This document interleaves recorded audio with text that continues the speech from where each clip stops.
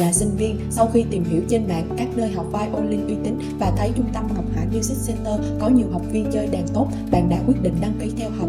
Dù trước đây chưa từng học bất kỳ nhạc cụ nào, bạn rất chăm chỉ, nghiêm túc trong việc học và ít khi nghỉ. Hiện tại, Đạt đã hoàn thành 60% chương trình lớp cơ bản 1.